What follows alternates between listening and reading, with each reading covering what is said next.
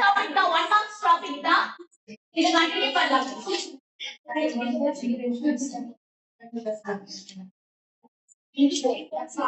Collect four resistors. Heading என்ன? Unit 2. அந்த some complete பண்ணியாச்சு. இப்போ நம்ம என்ன பண்ணோம்? செகண்ட் சாப்டர்ல இதோட ஃபர்ஸ்ட் சாப்டர் முடிஞ்சிச்சு. எல்லா சம்முமே கம்ப்ளீட் பண்ணிட்டு ஒரு சம் கூட பெண்டிங் விடல. அந்த இப்ப நான் ஜெராக்ஸ் காட்டினல அதுல இருக்கிற அந்த எக்ஸசைஸ் 2 மார்க் அதுல இருக்கிறத விட அடிஷனலாவே போட்டுருக்கேன். ஓகேவா? அதுல இருக்க சம்ம விட அடிஷனலாவே போட்டுருக்கேன். So first chapter over. இதுக்கு அப்புறம் ஃபர்ஸ்ட் சாப்டர் எதுவும் இன்கம்ப்ளீட் கிடையாது. இப்போ செகண்ட் சாப்டர் நம்ம கண்டினியூ பண்ணலாம். Colour code carbon resistors.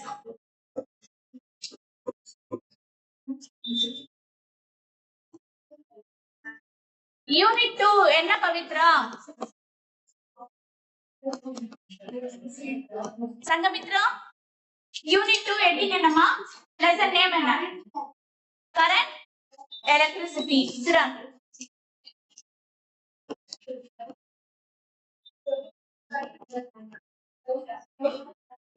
Resistor. நான் ஆல்ரெடி சொல்லிருக்கேன் ரெசிஸ்டர்னா என்ன, ஏன் அது வந்து ஒரு காமனான ஒரு ஆப்ஜெக்ட்ல நம்ம வந்து அதை கனெக்ட் பண்ணோம், ஏன் அதை யூஸ் பண்றோம், ரெசிஸ்டர்னா என்ன மீனிங், ரெசிஸ்டிவிட்டினா என்ன மீனிங், இந்த லெசன் இன்ட்ரோடக்ஷன் கிளாஸ்லயே சொல்லிருக்கேன். ரெசிஸ்டரும் ரெசிஸ்டிவிட்டியும் சேமா? ரெசிஸ்டரும் ரெசிஸ்டிவிட்டியும் சேமா? இல்ல. ரெசிஸ்டர்னா என்ன? ரெசிஸ்டர்னா என்ன? 10th ஸ்டாண்டர்ட்ல இருந்து படிக்கிறோம்ல. ரெசிஸ்டர்னா என்ன? தனுஸ்ரீ ரெசிஸ்டர்னா என்ன?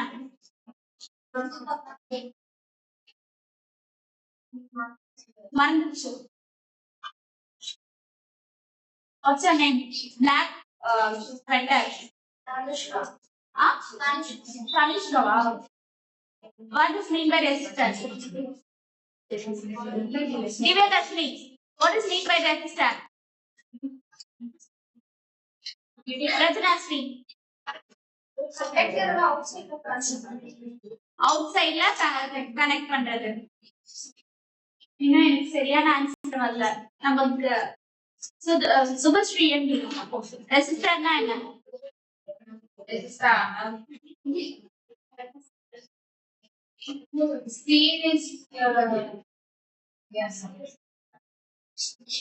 நான் எவ்வளவு நீ 10th படிச்சிருக்கீங்கனாலும் அது படிச்சியோ படிக்கலையோ தேவையில்லை. அது மேபி மறந்துருக்கலாம். ஏன்னா ஆல்மோஸ்ட் 1.5 years ஆயிடுச்சு. இப்ப ரீசெண்டா கூட சொன்னோம்ல ரெசிஸ்டர்னா என்ன. யாருக்கும் இந்த கிளாஸ்ல ஒருத்தர் கூட தெரியாத ரெசிஸ்டர்னா என்ன.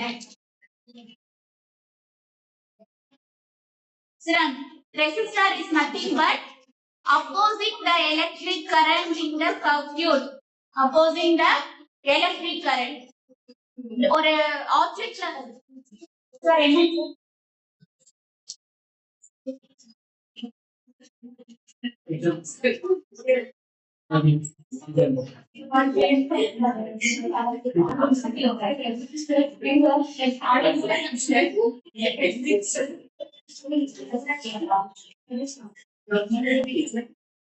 இப்போ எந்த ஒரு எலக்ட்ரிக்கல் டிவைஸையும் ஆன்சர் சொல்ல நல்லா சிரிச்சுட்டு உட்கார்ந்துருக்க. ஷேமால அப்போ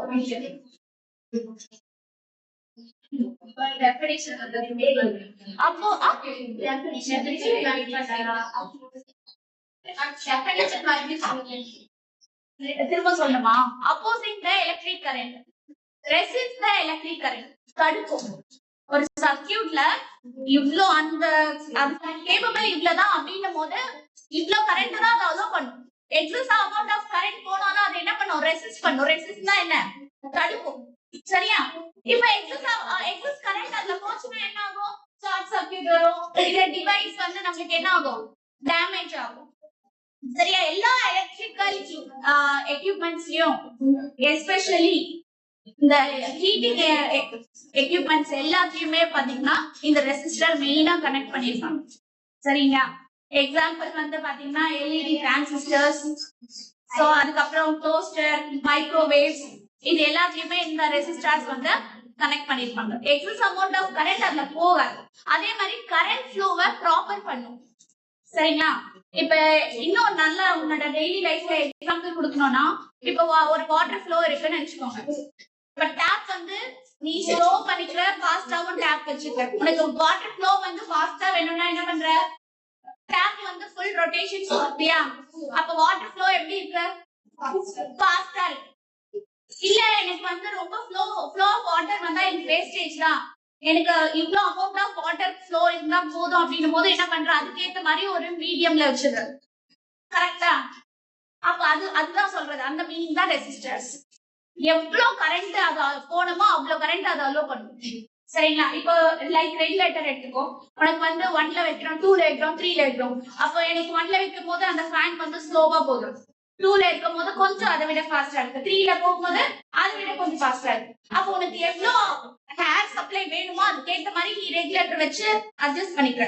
சோ சேம் மேனர் நீ வந்து அந்த சர்க்கியூட்ல எனக்கு இவ்வளவு அமௌண்ட் ஆஃப் ஆம்பியர் கரண்ட் போகணும்னா அந்த ரெசிஸ்டர் அதுக்கேற்ற மாதிரி செட் பண்ணிடும்.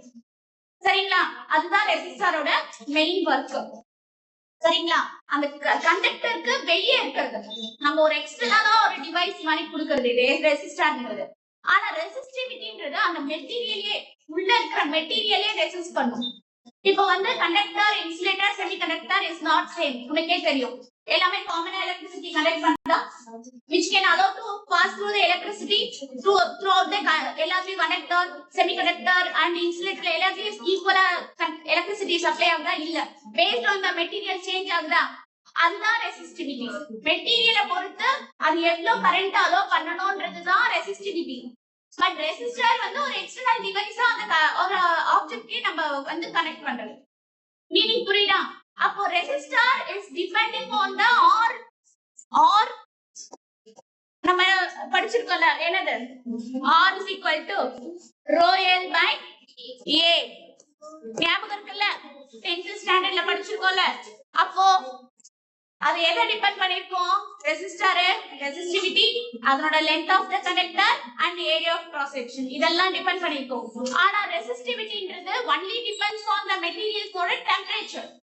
அப்ப once எனக்கு டெம்பரேச்சர் இன்க்ரீஸ் ஆக எனக்கு ரெசிஸ்டிவிட்டி கண்டிப்பா சேஞ்ச் ஆகும். தட் மீன்ஸ் இன்க்ரீஸ் ஆகும். புரியுதா? ரெசிஸ்டிவிட்டிக்கும் ரெசிஸ்டருக்கும் இதே क्वेश्चन இன்னும் நான் ஒரு 5 months 6 months வந்து கழிச்சு கேக்குறேன். ரெசிஸ்டர் என்ன, ரெசிஸ்டிவிட்டினா என்னன்னா என்னைய திருப்பி மொறச்சு பார்க்காத. நீ எப்ப சொல்லி கொடுத்தா என்ன இந்த क्वेश्चनல கேக்குற அப்படிங்கற என்ன திருப்பி பார்க்காத. அண்டர்ஸ்டாண்ட் ஆகுதா? அப்ப ரெசிஸ்டர்னா என்ன Divyadharshini? Opposite current. Very good. அந்த வேர்ட் வரணும். Opposite the electric current.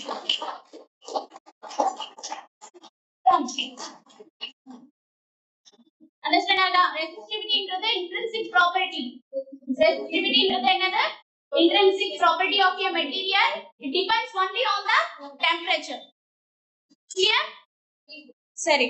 இப்போ நம்ம ஒரு சர்க்யூட்ல கரண்ட் இவ்ளோ போகுது, வோல்டேஜ் இவ்ளோ சப்ளை ஆகுது அப்படிங்கறத எதை வச்சு மெஷர் பண்ணுவோம்? So for example ஒரு சிம்பிள் சர்க்யூட் இருக்கு.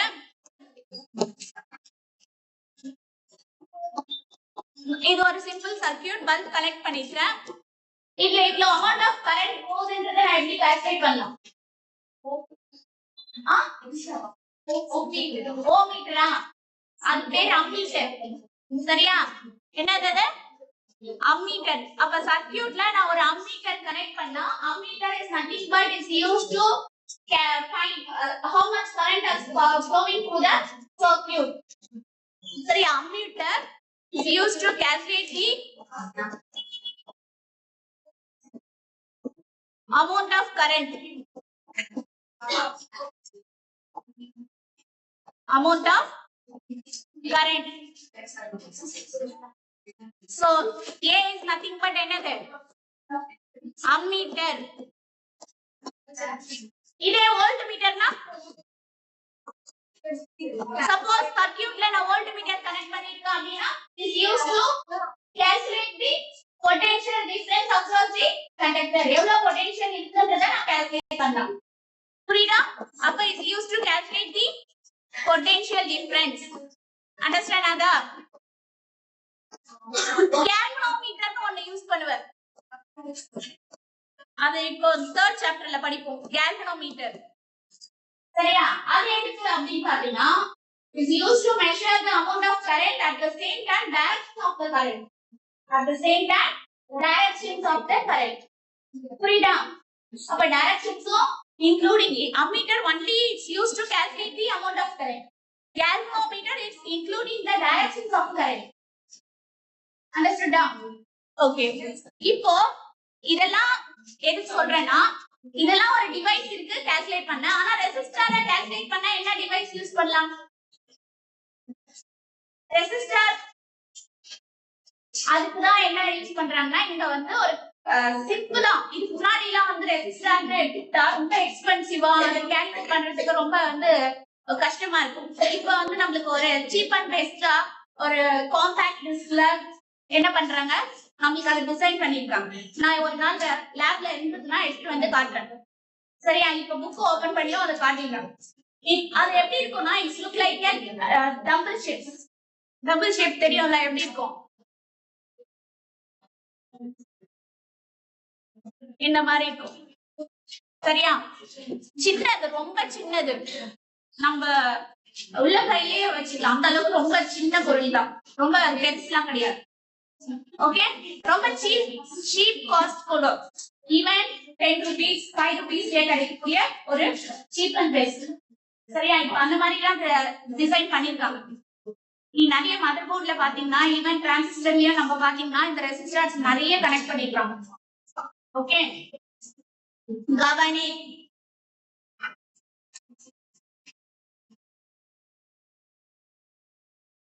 சோ இதனோட வேல்யூ எப்படி மேம் கால்குலேட் பண்றது அப்படின்னா எதுவும் நம்ம இந்த மாதிரி அம்மீட்டர் வோல்ட்மீட்டர்ல டிவைஸ் தான் கனெக்ட் பண்ணி கால்குலேட் பண்ண தேவையில்ல. நம்ம வண்டி அதனோட கலரிங் கோடு அந்த ரெசிஸ்டர் மேல கலரிங் மாதிரி கொடுத்துருப்பாங்க. எப்படின்னா இந்த மாதிரி. சரிங்களா? ஒரு 4 கலர்ஸ்ல 4 லைன்ல டினோட் பண்ணிருப்பாங்க. அந்த கலரிங் வச்சுதான் அதனோட வேல்யூவே நம்ம சொல்லுவோம். கிளியரா? அப்ப உங்களுக்கு இன்னொரு கொஸ்டின் வரும். அப்ப இந்த ரெசிஸ்டர் எதனால நம்ம செஞ்சிருக்காங்க அப்படின்னு பாத்தீங்கன்னா உள்ள வந்து பாத்தீங்கன்னா செராமிக் கோர். உள்ள எப்படி இருக்கும்? செராமிக். செராமிக்னா உனக்கு தெரியும்ல மீனிங் என்னது? செராமிக்னா என்ன?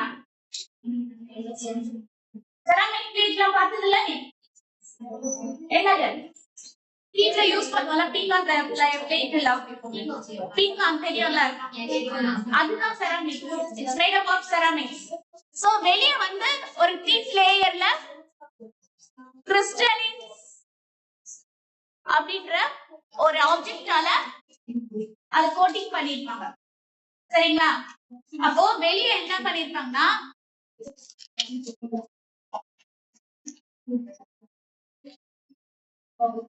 so thin layer of the crystalline coating பண்ணிருக்காங்க வெளிய. உள்ள இருக்கிறது செராமிக் கோட். சரிங்களா? புரியுதா? என்ன டவுட் இருக்கா? சரி, இது எப்படி இந்த கலர் கோடிங் வச்சு நம்ம கால்குலேட் பண்ணுவோம்னா கவனி, ஒரு ஃபார்முலா இருக்கு. BB Roy, Great Britain, very good wife. இது ஒரு மெமரி ட்ரிக் மாதிரி. இது கலரிங் கோட நம்ம அப்படியே ஆர்டர்ல பண்றதுக்கு கஷ்டமா இருக்கும். அதனால அந்த மாதிரி ஞாபகம் வச்சுக்கிறதுக்கு ஒரு மெமரி ட்ரிக் மாதிரி. என்னதுன்னா BB Roy, Great Britain, very good wife. இதை நான் எப்படி எழுதுவேன்னு பாத்தீங்கன்னா ஆர்டர்ல எழுதிக்கோ.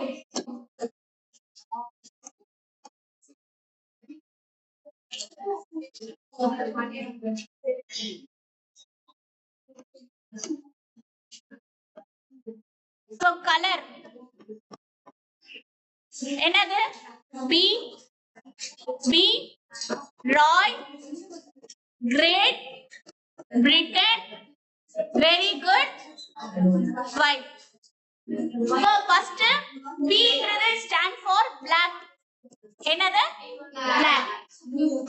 Brown, red, orange, yellow, green. இது blue, இது violet, இது என்னது? Gray. கிரேல கிரீன் கொடுத்துட்டேனா சரி கிரே நெக்ஸ்ட் ஒயிட் புரியுதா BB dot Great Britain very good white ஞாபகம் வச்சுக்கோ மறக்க கூடாது சரி இந்த டாபிக் வந்து நமக்கு பாத்தீங்கன்னா 1 மார்க் क्वेश्चंस தான் அந்த அளவுக்கு இம்பார்ட்டன்ட் கிடையாது 1 மார்க்ஸ்ல கேட்பாங்க அவங்களே டிஃபரண்ட் கலர்ஸ் கொடுத்துட்டு can you calculate the resistor value சொல்லுவாங்க புரிஞ்சுதா சரி இப்போ இதுக்கான வேல்யூ பாத்தீங்கன்னா 0 1 2 3 4 5 6 7 8 9 புரியுதா இப்ப சப்போஸ் அந்த ஃபர்ஸ்ட் லைன் இது சிக்னிஃபிகன்ட் லைன் சொல்வாங்க இது ரெண்டுமே ஃபர்ஸ்ட் ரெண்டுமே என்னது சிக்னிஃபிகன்ட் லைன்ஸ் கவனி இந்த ஃபர்ஸ்ட் ரெண்டுமே நம்ம கலர் கோடிங் பார்க்கணும் நான் சொல்லி தரேன் இப்போ ஒவ்வொரு கலர்க்கா எப்படி கால்குலேட் பண்ணனும் சொல்லி தரேன் இப்போ இந்த ரெண்டு லைனும் நம்ம வந்து அந்த கலரிங் கோட் வேல்யூ வச்சு போடுவோம் தேர்டா இந்த ஒரு லைன் இருக்குல்ல இந்த லைனுக்கு தான் நம்ம என்ன யூஸ் பண்ணுவோம்னா மல்டிப்ளையர் இது பேர் என்னது மல்டிப்ளையர் சோ இது என்னது இது வந்து एक्चुअली மல்டிப்ளையர்னும் போது 10 பவர் 1 இது 1 ன்னு எடுத்துக்கோ இது 10 power 2 10 power 3 10 power 4 10 power 5 10 power 6 10 power 7 10 power 8 10 power 9 சரிங்களா இங்க லாஸ்டா ஒரு லைன் டினோட் ஆயிருக்குல இத என்ன சொல்வாங்க நாட் டாலரன்ஸ் இது பேர் என்ன டாலரன்ஸ் இது பேர் என்ன டாலரன்ஸ் இந்த டாலரன்ஸ் வந்து மேபி அது பெர்சன்டேஜ் ஒண்ணே இன்கிரீஸ் ஆகலாம் இல்ல டிக்ரீஸ் ஆகலாம்ன்றத மென்ஷன் பண்றது தான் டாலரன்ஸ் இப்போ ஃபார் எக்ஸாம்பிள் இந்த டாலரன்ஸ் வந்து என்ன கலர்ல இருக்கோ அந்த அது 10% 5% மிக்ஸ் ஆயிருக்கும்னு அர்த்தம் சரியா பீரியட் ஓவர் நான் இந்த டாபிக் அகைன் வந்து கண்டினியூ பண்றேன் थैंक यू